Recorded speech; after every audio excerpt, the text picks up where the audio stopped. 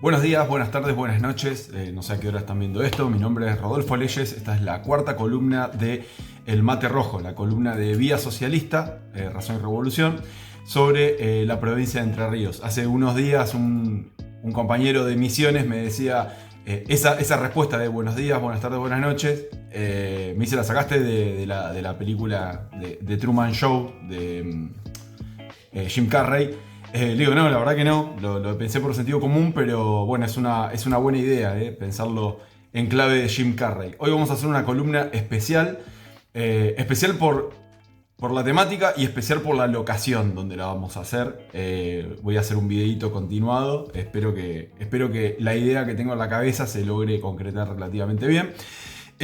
Antes de eso, siempre la fe de ratas. La fe de ratas es indicar algo que quedó mal en el capítulo anterior. En este caso lo que voy a decir es que en el capítulo anterior yo hablaba de cómo nuestro gobernador, Rossi Frigerio, todavía está armando su elenco político y mencionaba a un tal Ibarra, que yo decía, bueno, no sé quién es, pero bueno, este tipo lo pusieron para una política de modernización de la provincia, etc. Y todos los bosteros me salieron a decir, hey, pero ¿cómo no vas a saber quién es Ibarra? Ibarra era el candidato de Macri dentro de la interna de Boca. Bueno, perdonen chicos, tengo menos fútbol que Mirta Legrand, así que no lo sabía, mucho menos la interna política de Boca Junior, que está bien, es el partido más popular, bla, bla, el equipo más popular, etc. No lo sabía, pero bueno, corresponde decir, a ese muchacho de la rosca de Boca lo traen a la provincia de Entre Ríos. Pero antes de eso, dos cosas. Primero, preguntarnos qué estará haciendo Frigerio y acto seguido nos vamos preparando para a donde nos vamos a ir a la locación de la columna especial que vamos a tratar hoy sobre el tema de las inundaciones.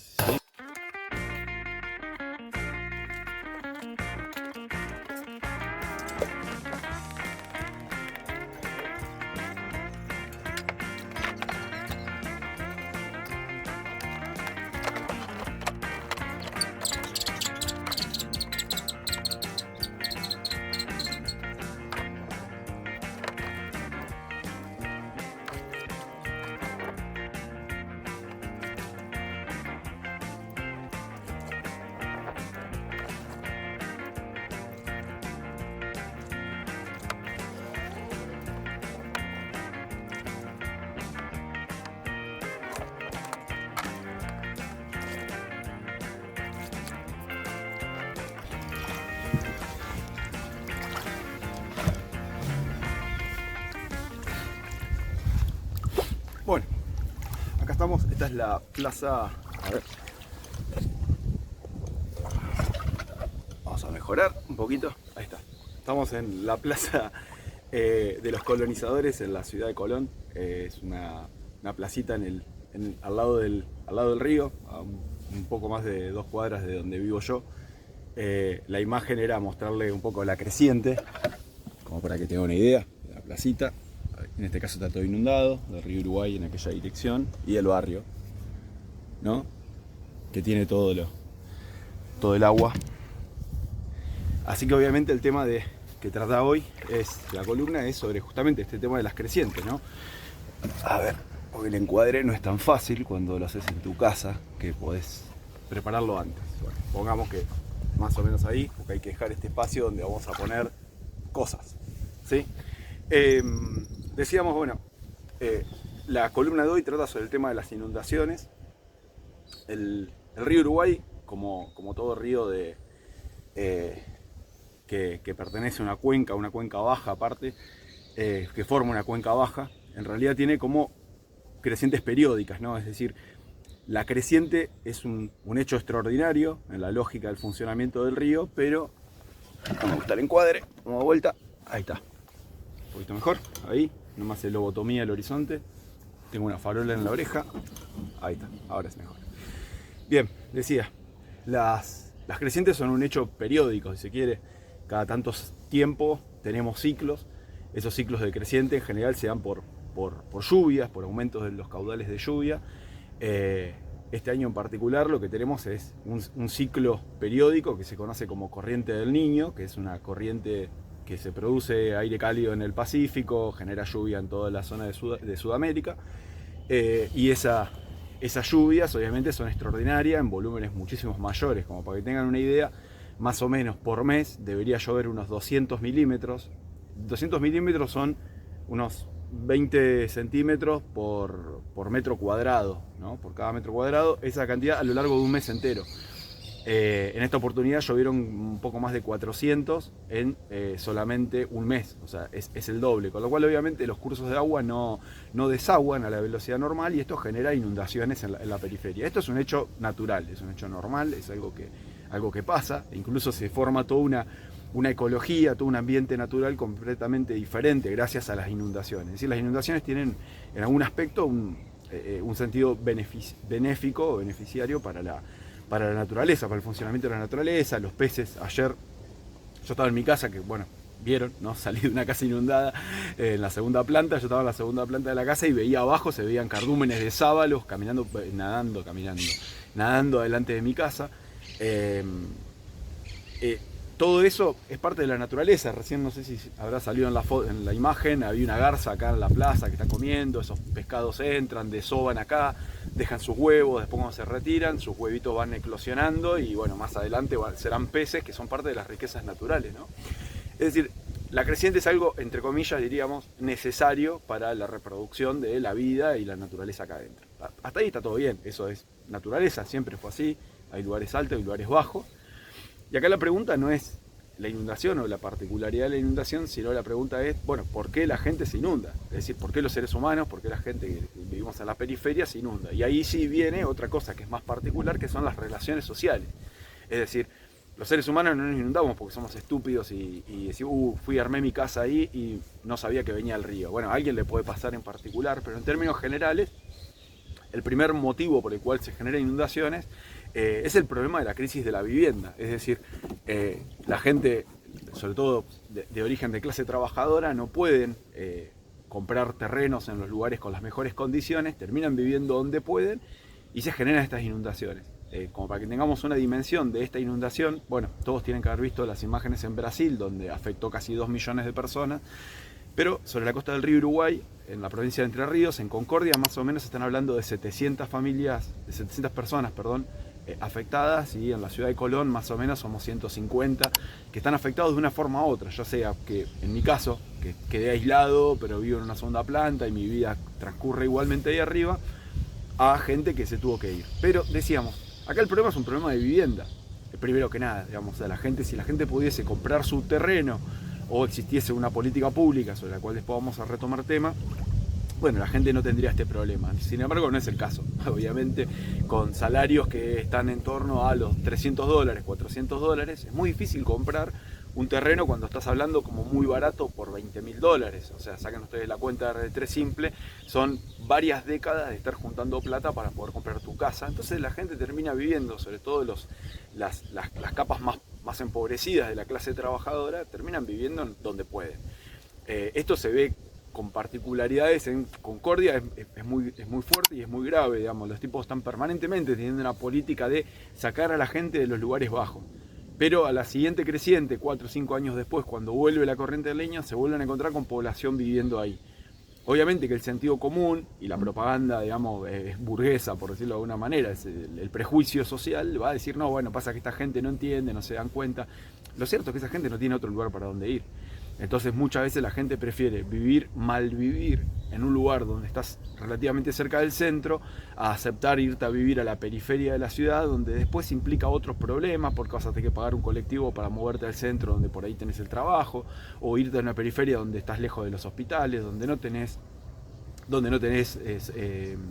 escuela, donde obviamente las condiciones de las calles, etcétera, es todo peor. Entonces la gente está permanentemente, cuando puede, vuelve a vivir a esos lugares que son malos lugares, pero malos lugares en el sentido de cuando viene el río, pero son buenos lugares en el sentido de, bueno, donde uno vive en torno a los servicios, porque en realidad es un problema de los servicios generales de la ciudad.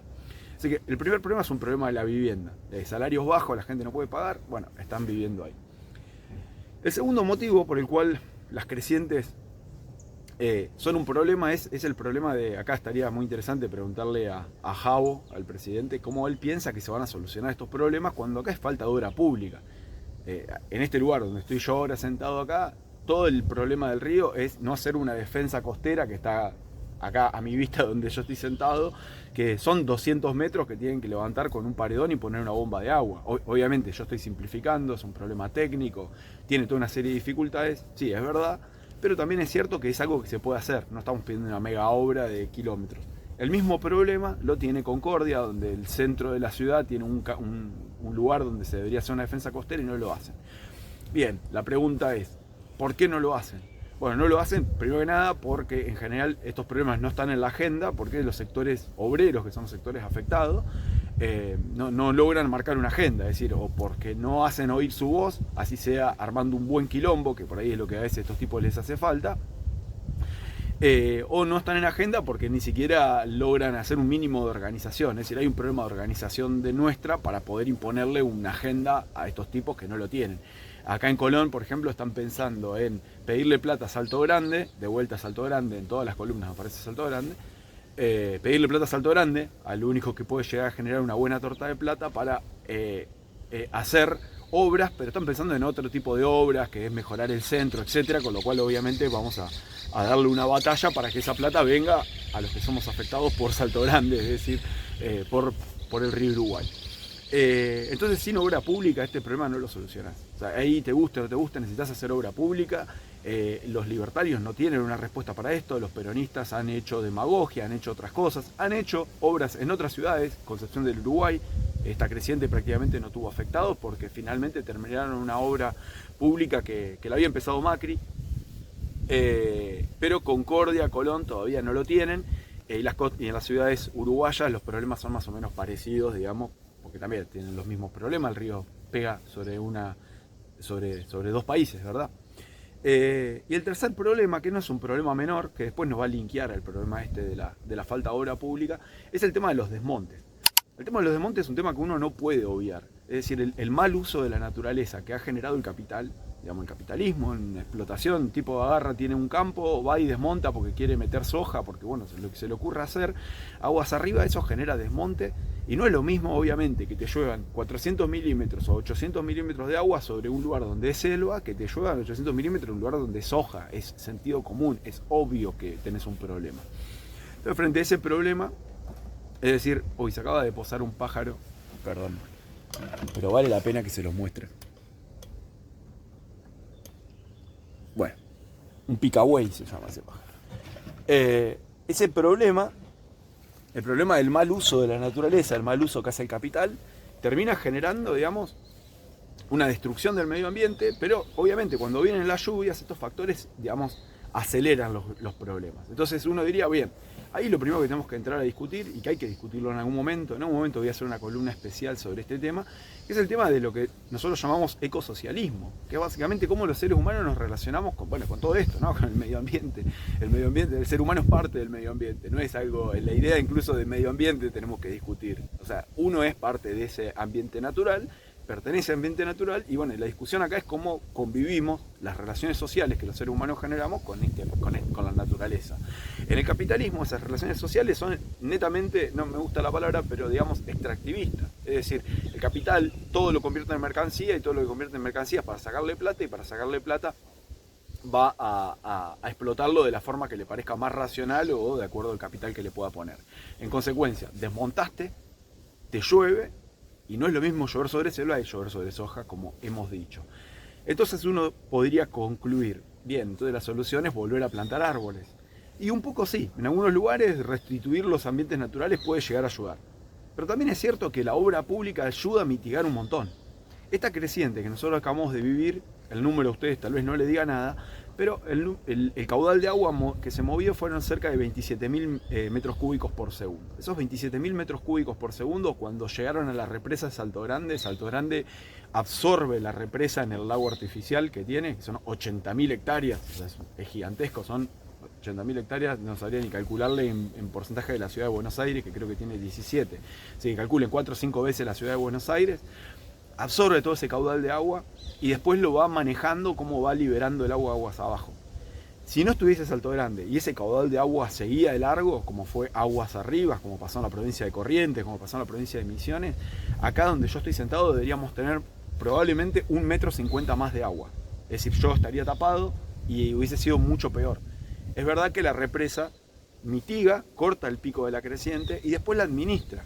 Y esa administración obviamente la usa aparte para generar energía eléctrica, que es una energía limpia, porque no estás generando, digamos, contaminación, vos no estás quemando carbón ni quemando gas para generar electricidad. Es decir, en ese sentido las represas son favorables. Y en un ambiente natural como este, bueno, de repente hacer represas, esto va a ser muy poco políticamente correcto para los ambientalistas, pero lamentablemente hacer represas ayuda. Hay proyectado 2 represas que están detenidas, que son Garabí y Panambi, que están en la cuenca media del río Uruguay, que obviamente hay que hacer los estudios de impacto ambiental y hay que discutir sobre las poblaciones que viven ahí, pero lo cierto es que si vos haces las 2 represas ahí, es probable que parte de los problemas que tenés con las crecientes desaparezcan. Eso, en manos del capitalismo, va a significar que desaparezcan y poder desmontar muchísimo más de lo que están haciendo. En manos de otro régimen social va a generar bienestar, electricidad, probablemente desarrollo y toda una discusión que tenemos que dar. No podemos negar la discusión. Lamentablemente los capitalistas, los políticos pro-burgueses, digamos, el peronismo, el radicalismo, en un acto de demagogia han firmado leyes, tanto en la provincia de Entre Ríos como en Misiones, que son leyes antirrepresas. Era un acto de demagogia, porque como no había plata para hacer represas, quedaba mucho mejor tomar ese eslogan de campaña y decir, bien, estamos en contra de las represas. Lo cierto es que uno no puede estar en contra de las represas. Uno tiene que discutir en todo caso, bueno, cómo mitigás, qué formas de compensación encontrás, pero no podemos oponernos a eso que es algo útil. Cumple una función de generación eléctrica, controla la electricidad. Digo, hay que pensar que toda la política entrerriana, o buena parte de la política entrerriana, hoy gira en torno a una discusión sobre qué hacemos con Salto Grande, una represa. Entonces, hay que retomar esa discusión y cuando pensamos en represa estamos pensando en también, bueno, cómo al fin y al cabo la naturaleza va a seguir existiendo y nos va a afectar. Y cómo eso obviamente puede llegar a beneficiar, una vez que estén hechas, a los sectores populares, es decir, a la clase trabajadora. ¿Cómo discutimos eso? Para discutir cómo generamos la clase trabajadora se tiene que organizar. Y la forma de organizarnos los laburantes, organizarnos los que queremos un desarrollo, digamos, más equitativo, de los que queremos un desarrollo que sea en la medida de lo posible amigable con la naturaleza, o que la naturaleza esté al servicio de al menos la gran parte de la comunidad, gran parte de la sociedad, y no un puñado de guachos que se quedan con toda la riqueza, es que hay que discutir esto, hay que organizarse, y nuestra propuesta obviamente es que se organicen en torno a Vía Socialista, que es nuestra propuesta programática. Le vamos a dejar por acá abajo probablemente el acceso al link para que vean la afiliación, para que conozcan nuestro programa Argentina 2050, y desde luego que suma un montonazo, que comenten abajo, que sigan a la columna, que sigan al canal de Vía Socialista y por favor compartan, porque si no, no tiene sentido hacer semejante movimiento para que no sea visto. Bueno, les decía, esto fue la columna, no me traje el mate para despedirme tomando un mate, que es lo que hago siempre, lo estoy extrañando. Espero que les haya gustado y che, loco, díganme qué opinión tienen, miren dónde los traje, gente. Bueno, los estoy esperando, los estoy viendo en la próxima columna, que será 3 semanas, un mes, bueno, quién sabe. Saludos. En caso de que no los vea, buenos días, buenas tardes y buenas noches.